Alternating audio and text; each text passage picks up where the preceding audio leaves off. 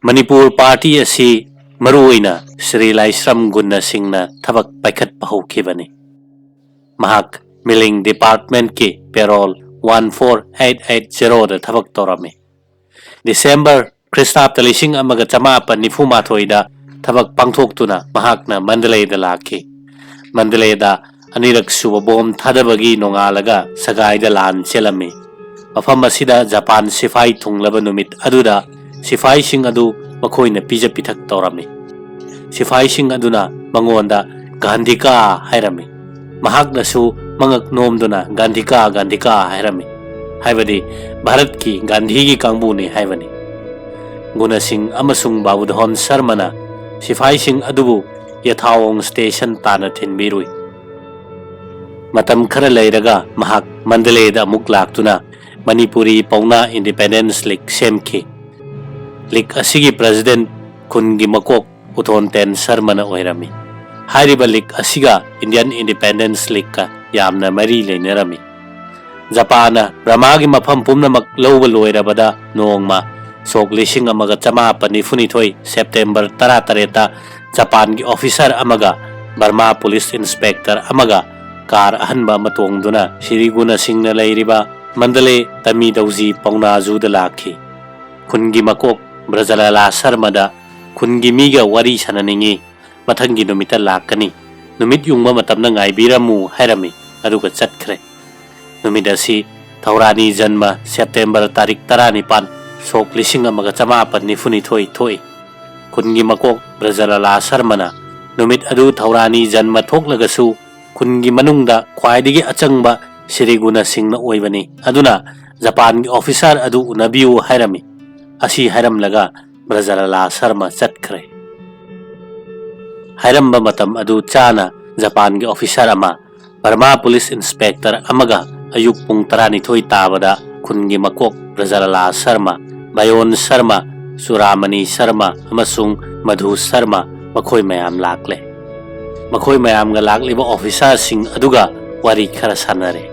Adudagi makhoi Manipuri mangamak officer aduna purakpa kar aduda mathak thongba Upper Burma puba officer ama unanaba Mandalay da chalame. Mafam aduda thunglaga manung ithang thangba ka amada makoina unagadoriba saheb adu leirami. Hairiba saheb asi Upper Burma gi khwaidigi chawba saheb ni. Mayam ubada mahakna hogatuna salam torami amasung mayamna su magi salam adu oi. Mahakna changlaktuna mahakki table gi akoibada thariba chokri sing aduda phambiu hairami. Adu moinamak mayam adu leptuna leirami. Mahakna phamdriba karigino hangmada mayamna khumki. Nahakti Upper Burma gi makok koina puriba achauba saheb amani. Maram maduna nahakki nakta aikoina leptuna ikai khumnaba uningi. Maduda officer aduna khumki. Madudi British ki matamdadi madu oiramba yai. Toigo masung Japan singdadi madu chanade. Maram maduna nungaina chingnaba leitana phambiu. Lakpiriba mayam asi aigidi ithak thongba ngaktani. Oza ngaktani. Maramdi aidi lan gi matamda aigi sifai singi mathakta chawjabani. Aduga aidi angangni nakoi gi makha thabani. Ngahak leiraga makoi loinamak phamlame. Officer adugi yeta awalona singba lon yamna khangba Japanese officer Fuji kauba nupa ama phamlame. Officer asina mayam adugi marakta Manipur yauruba yaubibra haina hanglame. Maduda Madhu Sarmana mahak Manipur yaurure haina khumke. Mangonda Manipur gi maramda ningthina khangbra hangbada kaya munna khangde haina khumki. Adudagi achauba officer aduna mayamdugi manungda Manipur dagi lakpa maitei asengba yaubra haina hanglame. Brajalala Sarmana hairami. Guna Singh haiba nupa si Manipur dagi lakpani. Brahma sida mangondagi henba yaudrabani. Adudagi Japan officer aduna Brajalala Sarmada Guna Singha phampham ngaihaktang unabiu hairami. Asum tauna Sri Guna Singha achauba officer asiga nakna phamine. Mahakna Manipur gi map ama puthoklaga khangningba hangningba mafam singi maramda babani wari sanarami.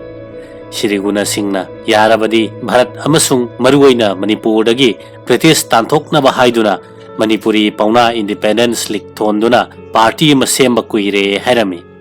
Maduda mahak yamna haraurami. ꯑꯩꯈꯣꯏꯁꯨ British ꯇꯥꯟꯊꯣꯛꯂꯒ ꯅꯤꯡꯇꯝꯕ ꯄꯤꯅꯤꯡꯕꯅꯤ ꯍꯧꯖꯤꯛꯇꯤ ꯑꯩꯈꯣꯏ ꯄꯨꯟꯅ ꯊꯕꯛ ꯆꯠꯃꯤꯟꯅꯔꯁꯤ ꯅꯍꯥꯛꯀꯤ ꯋꯥ ꯇꯥꯕꯗ ꯑꯩꯍꯥꯛ ꯌꯥꯝꯅ ꯄꯦꯜꯂꯦ ꯑꯩꯈꯣꯏ ꯖꯄꯥꯟꯅ ꯅꯈꯣꯏꯒꯤ ꯄꯥꯔꯇꯤ ꯑꯁꯤ ꯃꯇꯦꯡ ꯄꯥꯡꯂꯒꯅꯤ ꯑꯩꯍꯥꯛꯅ ꯗꯔꯀꯥꯔ ꯂꯩꯔꯕꯁꯨ ꯈꯪꯍꯟꯖꯔꯛꯀꯦ ꯑꯩꯕꯨ ꯗꯔꯀꯥꯔ ꯂꯩꯔꯕꯁꯨ ꯍꯦꯛ ꯈꯪꯍꯟꯕꯤꯔꯛꯎ ꯁꯨꯝꯅ ꯍꯥꯏꯈꯤ ꯃꯗꯨꯗꯒꯤ ꯃꯌꯥꯝ ꯑꯁꯤ ꯑꯣꯐꯤꯁꯥꯔ ꯑꯗꯨꯅ ꯑꯃꯨꯛ ꯍꯟꯅ ꯀꯥꯔꯗ ꯊꯤꯟꯕꯤꯔꯦ ꯃꯇꯝ ꯑꯗꯨꯗ ꯁ꯭ꯔꯤ ꯒꯨꯅ ꯁꯤꯡꯅ ꯃꯅꯤꯄꯨꯔ ꯄꯥꯔꯇꯤ ꯑꯁꯤꯒꯤ ꯊꯕꯛ ꯀꯟꯅ ꯄꯨꯔꯝꯃꯤ ꯑꯃꯁꯨꯡ ꯃꯇꯝ ꯑꯗꯨꯒꯤ ꯏꯟꯗꯤꯌꯟ ꯏꯟꯗꯤꯄꯦꯟꯗꯦꯟꯁ ꯂꯤꯒ ꯑꯗꯨꯒ ꯖꯄꯥꯟꯒꯤ ꯍꯤꯀꯥꯔꯤ ꯀꯤꯀꯥꯟ ꯑꯣꯐꯤꯁꯥꯔꯒ ꯌꯥꯝꯅ ꯃꯔꯤ ꯐꯅ ꯊꯕꯛ ꯆꯠꯊꯔꯝꯃꯤ ꯃꯅꯤꯄꯨꯔꯗ ꯂꯥꯟ ꯆꯪꯅꯕꯒꯤꯗꯃꯛ ꯄꯥꯔꯇꯤ ꯑꯁꯤ ꯁꯦꯝ ꯁꯥꯈ꯭ꯔꯦ ꯄꯥꯔꯇꯤ ꯑꯁꯤꯕꯨ ꯃꯇꯦꯡ ꯄꯥꯡꯒꯗꯧꯔꯤꯕꯅ ꯖꯄꯥꯟꯅꯅꯤ ꯖꯄꯥꯟꯒꯤ ꯍꯤꯀꯥꯔꯤ ꯀꯤꯀꯥꯟ ꯑꯣꯐꯤꯁꯥꯔꯅ ꯂꯥꯟ ꯆꯪꯒꯗꯧꯔꯤꯕ ꯃꯅꯤꯄꯨꯔ ꯄꯥꯔꯇꯤ ꯑꯁꯤꯒꯤ ꯂꯨꯆꯤꯡꯕ ꯒꯨꯅ ꯁꯤꯡꯕꯨ ꯑꯣꯏꯍꯟꯅꯤꯡꯕ ꯎꯠꯄꯗꯒꯤ ꯄꯥꯔꯇꯤ ꯑꯁꯤꯒꯤ ꯂꯨꯆꯤꯡꯕ ꯁ꯭ꯔꯤ ꯒꯨꯅ ꯁꯤꯡꯅ ꯑꯣꯏꯕ ꯇꯥꯔꯦ ꯍꯧꯖꯤꯛ ꯂꯥꯟ ꯆꯠꯃꯤꯟꯅꯒꯗꯧꯔꯤꯕ ꯀꯥꯡꯕꯨ ꯑꯁꯤ ꯖꯄꯥꯟ ꯃꯅꯤꯄꯨꯔ ꯑꯃꯁꯨꯡ ꯑꯖꯥꯗ ꯍꯤꯟꯗ ꯐꯧꯖꯅꯤ ꯁꯣꯛ 1992ꯒꯤ ꯃꯇꯝ ꯑꯁꯤ ꯖꯄꯥꯟ ꯑꯃꯁꯨꯡ ꯖꯔꯃꯅꯤꯒꯤ ꯑꯀꯤꯕ ꯃꯁꯛ ꯐꯪꯂꯕ ꯇꯝꯊꯤꯔꯕ ꯂꯥꯂꯣꯡ ꯀꯌꯥꯗꯁꯨ ꯅꯠꯇꯅ ꯚꯥꯔꯠꯇꯁꯨ ꯔꯥꯖꯅꯤꯇꯤꯒꯤ ꯀꯜꯂꯕ ꯃꯇꯝ ꯑꯃ ꯑꯣꯏꯈꯤ ꯃꯁꯤꯕꯨ ꯁꯣꯛ 1992ꯒꯤ ꯑꯣꯒꯁꯠ ꯑꯟꯗꯣꯂꯟ ꯍꯥꯏꯅ ꯈꯪꯅꯩ ꯕꯣꯝꯕꯦꯗ ꯑꯒꯁꯠ ꯇꯥꯔꯤꯛ 7ꯇ ꯚꯥꯔꯠꯀꯤ ꯀꯪꯒ꯭ꯔꯦꯁ ꯀꯃꯤꯇꯤꯒꯤ ꯑꯚꯤꯚꯦꯁꯟ ꯐꯝꯈꯤ ꯍꯥꯏꯔꯤꯕ ꯀꯃꯤꯇꯤ ꯑꯁꯤꯅ ꯕ꯭ꯔꯤꯇꯤꯁꯄꯨ ꯚꯥꯔꯠ ꯊꯥꯗꯣꯛꯎ ꯍꯥꯏꯅ ꯋꯥꯔꯦꯞ ꯇꯥꯈꯤ ꯑꯣꯒꯁꯠ 9ꯗ ꯃꯍꯥꯇꯃꯥ ꯒꯥꯟꯙꯤ ꯑꯃꯁꯨꯡ ꯀꯪꯒ꯭ꯔꯦꯁꯀꯤ ꯂꯨꯆꯤꯡꯕ ꯀꯌꯥ ꯐꯥꯖꯤꯟꯈꯤ ꯃꯗꯨꯒꯤ ꯐꯣꯜ ꯑꯣꯏꯅ ꯃꯐꯝ ꯃꯐꯝꯗ ꯍꯔꯇꯥꯜ ꯀꯌꯥ ꯇꯧꯈꯤ ꯑꯍꯥꯟꯕꯗ ꯁꯥꯟꯇꯤꯒꯤ ꯃꯑꯣꯡꯗ ꯆꯠꯊꯔꯝꯕꯗꯒꯤ ꯃꯑꯣꯡ ꯊꯤꯅ ꯍꯤꯡꯁꯥ ꯆꯠꯊꯔꯛꯈꯤ ꯄꯨꯂꯤꯁꯀꯤ ꯒꯨꯂꯤꯅ ꯃꯤ 10,000 ꯔꯣꯝ ꯍꯥꯠꯈꯤ ꯑꯃꯁꯨꯡ ꯃꯤ 60,000ꯗꯒꯤ ꯍꯦꯟꯅ ꯐꯥꯖꯤꯟꯈꯤ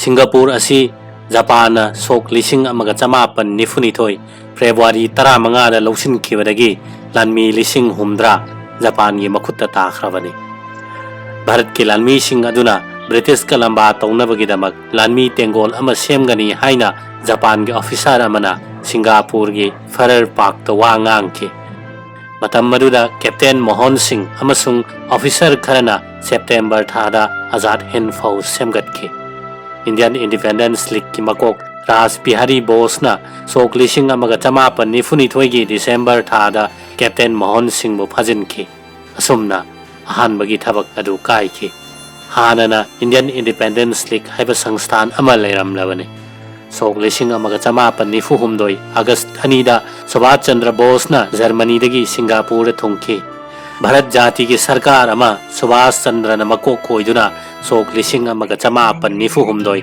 ꯑꯒꯁꯠ 12ꯗ ꯂꯤꯡꯈꯠꯈꯤ ꯅꯦꯇꯥꯖꯤ ꯁꯨꯚꯥꯁ ꯁꯣꯛ 1992 ꯖꯅꯨꯋꯥꯔꯤ 16ꯗꯒꯤ ꯊꯤꯕ ꯐꯪꯂꯛꯈꯤꯗꯕꯅꯤ खरा लेरगदी महक जर्मनी यौखी हाइरिबा सरकार असी नोंगपोक एशियादा लेइबा लाख 2,900 यानरबनी हाइना वासक्की आजाद हिंद फौज असी मखल कयामुक थोकना खाइदोखी headquarters Hindustan field group guerrilla group special service group intelligence group अमसुंग एनफोर्समेंट ग्रुप असिना सिंगबनी आजाद हिंद फौज की लानमी 2,900 दगी तादना लेखी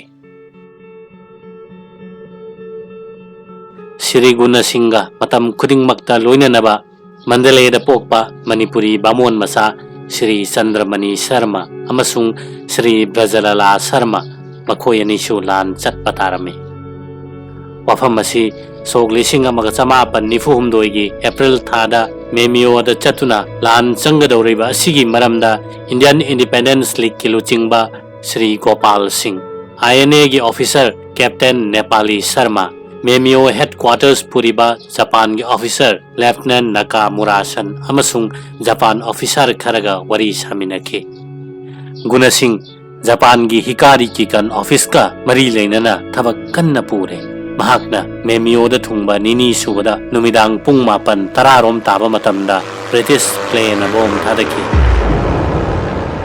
श्री ब्रजलला शर्मदी मथंगी नुमिता सत्खरे मैं पुथोक्तुना मणिपुर की सिंग लंबी लान संगदबा मोंग अमसुंग मतम की मरमदा खना नैनरदुना नुमित मरी मंगानी थबक सुरमलगा श्री गुण सिंह मंडलेदा लेफ्टिनेंट नाकामुरासन्ना मागी जिप्ता मुक्थिनकी Mandalay yoraba matamda Sri Chandramani Sharma su lupa chama piduna mayumda halankre.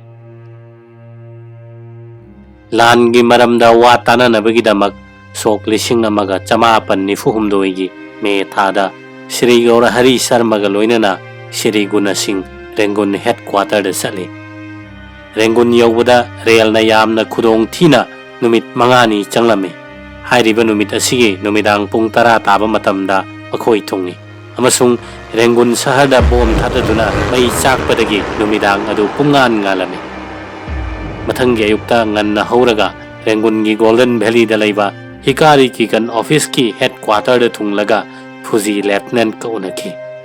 Hariba Japanese officer asina Sri Guna Singh gi laifam safam gi thaurang tauge haiduna hanglakpada Sri Guna Singh na Rangoon da taba maitai singa unagadaba laibana maitai khulda thungingbagi mot Japan officer da phungdokhi.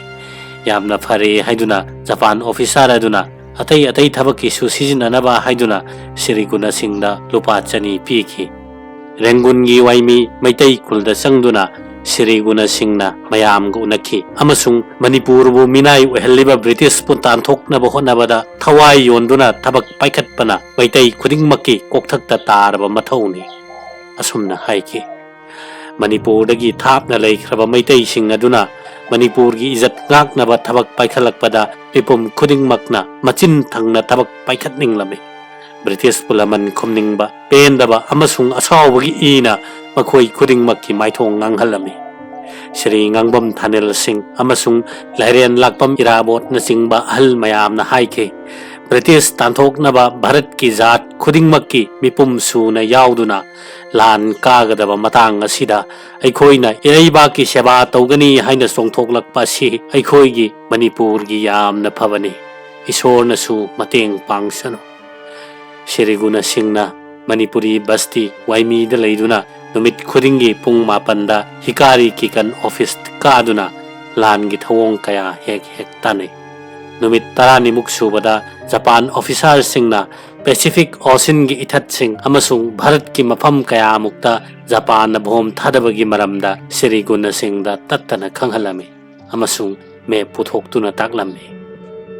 Manipur gi matang yorakpada Sri Guna Singh na Assam Rifles PA gi bungalow amasung military leiba mafam natana atai mafamda bom thadadanaba yamna kanna hairami.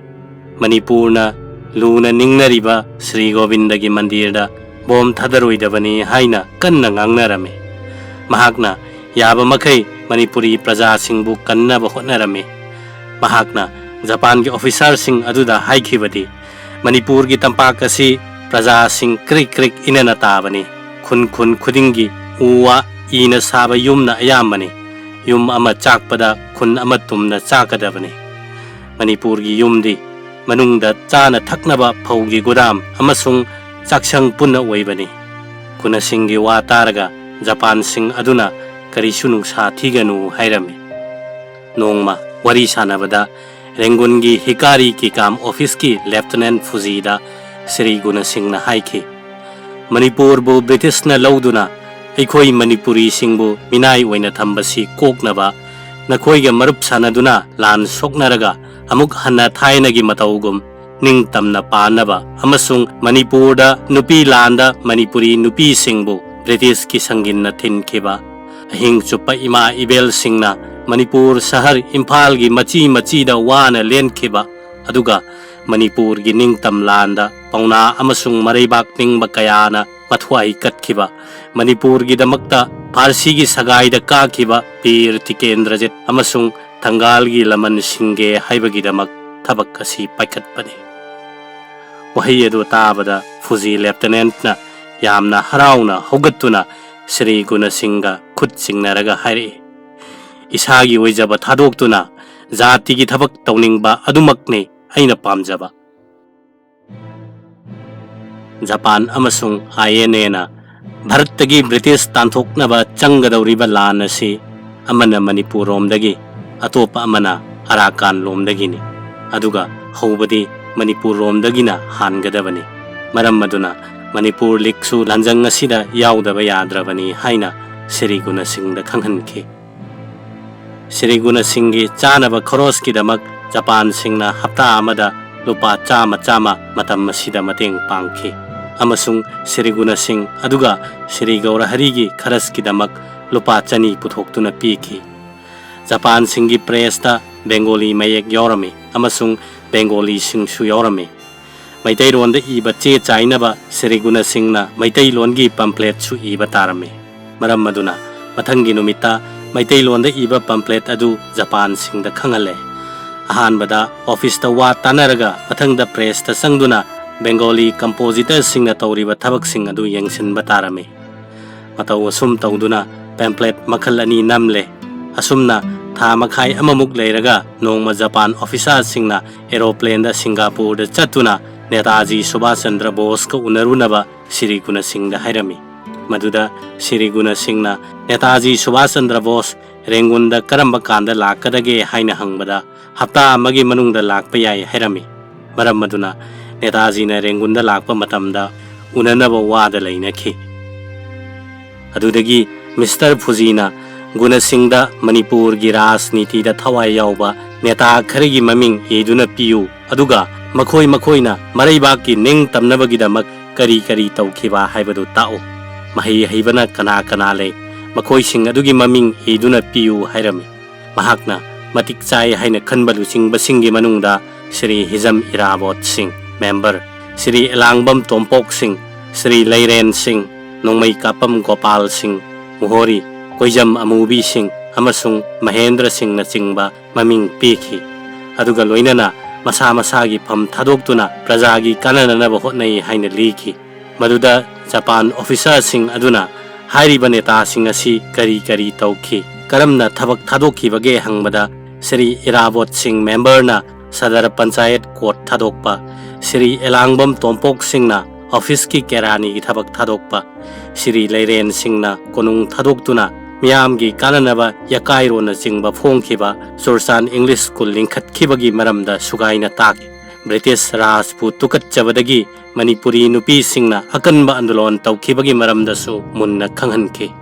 Mahai haibagi manungda Sri Saugaijam Sana Jawba Singh BA, Sri Arambam Ibohol Singh BA BT, Sri Kalachan Singh Sastri, Krishna Mohan Singh MA BL, Sri Dijamani Sharma MA, Sri Pandit Lalit Madhav Sharma, Sri Banka Bihari Sharma, Sri Radha Mohan Sharma, Sri Shivadatta Sharma amasung Sri Pandit Atom Babu Sharma Vidya Ratnagi maming pirami. Mayam asigi wari sugaina taklame. Lanasi Manipur gi lambi dagi Bharata changadawribani. Maram maduna Netaji Subhash Chandra Bose pu unanaba Singapore da plane da chatlu haina Mr. Fuzina Sri Guna Singh da kanna taklame. Asum tawnaringai Upper Brahma gi Molaik Field Headquarter gi officer singna thabak chathabada apanba oire Mr. Guna Singh bu thabira u haina Rangoon Headquarter da thama chupna tattana telephone thori. Madugi matungina Sri Guna Singh na yamna harauna Molaik chatnabagi damak sem sakhi. Japan officer amaga Japan Sifai kharaga INA Sifai kharaga amasung INA officer amaga Molaik yaunaba Sri Guna Singh bu sok lising amaga chamapan nifum doigi July aroibada thilami. Lambida sum chalakpaduda Sri Guna Singh ne aduga mahaka loinariba Sri Gaurahari Sarmane makoyani Mandalay da changduna Manipuri Pauna Independence League ki president Uthonten amasung marup mapang mayam ga unare. Amasung makoi mayam aduda makoi ani lan chatpatare haina khanghalam laga Molaik tamna haigalakle. Matam maduda chathok chasin tawba yamna luna thoklami. Molaik ta motor boat tongduna yawi. Mafam madu yawbada makoi ani bu Captain Yamada Nagasishan amasung Sudusan hairiba officer ahum masina oklami. Office ta sanglabada Sri Laikhuram Mukha kauba Manipuri ahal lama thabak tawduna lairami. Sri Guna Singh ubada thabak ningthina chathabangam lagani haina yamna harawbu ulami. Thungbagi numit adumadi pothare. Nongalaga kendat ki maitai khungi maitai praja mayam laktuna Sri Guna Singh unaki. Makhoina hairami. Kendat ki awat tajina maitai singbu yamna ot naire. Japan Singna apamba pot lauge haibada maitai khundagi ngakta lawi. Awa singidi kanduna thami. Japan officer na sannaba pami haibada maitai singdagi hekta lawi. ꯀꯤꯕꯗꯒꯤ ꯄꯤꯗꯕ ꯌꯥꯗꯗꯨꯅ ꯄꯤ ꯑꯁꯨꯝꯅ ꯄꯥꯎ ꯇꯝꯂꯝꯃꯤ ꯇꯧꯏꯒꯨꯝꯕꯁꯨꯡ ꯁ꯭ꯔꯤ ꯒꯨꯅ ꯁꯤꯡꯅ ꯅꯨꯃꯤꯠ 5-6ꯅꯤ ꯂꯩꯔꯒ ꯂꯥꯛꯀꯦ ꯍꯥꯏꯗꯨꯅ ꯃꯈꯣꯏ ꯃꯌꯥꯝ ꯑꯗꯨ ꯍꯜꯍꯟꯈ꯭ꯔꯦ ꯑꯗꯨꯒꯤ ꯃꯇꯨꯡꯗ ꯃꯔꯝ ꯑꯁꯤꯁꯨ ꯑꯗꯨꯒ ꯁꯥ ꯂꯥꯟꯒꯤ ꯃꯔꯝ ꯀꯌꯥꯁꯨ ꯃꯨꯟꯅ ꯇꯥꯟꯅꯔꯦ ꯀꯦꯟꯗꯥꯠꯀꯤ ꯃꯩꯇꯩꯁꯤꯡ ꯑꯗꯨ ꯁ꯭ꯔꯤ ꯒꯨꯅ ꯁꯤꯡꯅ ꯄꯥꯁ ꯑꯃꯃꯝ ꯄꯥꯏꯍꯜꯂꯦ ꯑꯃꯁꯨꯡ ꯂꯥꯟꯗ ꯌꯥꯎꯒꯗꯕ ꯃꯅꯤꯄꯨꯔ ꯄꯥꯔꯇꯤꯗ ꯆꯤꯡꯁꯤꯜꯂꯝꯃꯤ ꯄꯥꯁ ꯑꯗꯨꯗ ꯏꯕꯗꯤ ꯄꯥꯁ ꯄꯥꯏꯔꯤꯕ ꯃꯤ ꯑꯗꯨ ꯁ꯭ꯔꯤ ꯒꯨꯅ ꯁꯤꯡꯒꯤ ꯑꯣꯐꯤꯁꯇ ꯑꯇꯩ ꯑꯃ ꯂꯥꯛꯂꯒꯁꯨ ꯀꯔꯤꯁꯨ ꯇꯧꯔꯣꯏꯗꯕꯅꯤ आयनगी मतुंग इना दंडी पीबा तारबसु ऑफिस असिदा खंगहलमगदबनी अदुदगी मैतै सिंग अदुगी चाना थकनबा युम खुदिंगी लुपा यांखै लुपा चामा नत्रगा लुपा चाम यांखै असुम तौना मता येंगना पिरमी युम अमदा लुखराबी अमत्ता लैबा फावबा लुपा यांखै पिरमी अदुदगी था मखाई अमरोम लेरगा केंदात मियामना कौबदगी श्री गुना सिंगना मोलाइकतगी माइल अहुम ही तोंगदुना चटलगा केंदात थुंगलमी मयामना हाइजबदगी महाकना केंदात ताजी उनब चटली ताजी अदुना महाकना मैतै सिंगबु यामना ओत नैरंबा अदुदगी कीबना निकना फिदा थारमी श्री गुना सिंगना मंगोंदा महाकपु खंगब्रा हाइना हंगबदा असुमना खुमलमी अई खंगजै नहाकसी मणिपुर की सरकार पाइबनी गुना सिंगना हंगलमी नहाकना नहाकी खुंदा मैतै खुन अमा लैजबबु करीगी लाक्चना तौबगे ताजी अदुना खुमलमी अइना नते जापाननी अदुदगी श्री गुना सिंगना ताजी अदुदा हाइरमी मतुंग तौरबदी मैतै गी थांग निंगसिंगो नखोइगी अवा निंगथौना सेबो चिंगदा कोनुंग सारमबनी अदुबु मैतै गी थांग कीबदगी ममैदा इराबती वांग मलांथोक्तुना इवांग अदुदगी अमुक अमरापुरदगी मथंग मंदले यौखिबा नत्रा ताजीना खुमनै चुम्मे मतुंगदा तौजररोय श्री गुना सिंगना हाइबदगी केंदात की ताजीना मतुंगदा मैतै मचा सिंगबु थीना तौजररोय हाइना खुमखि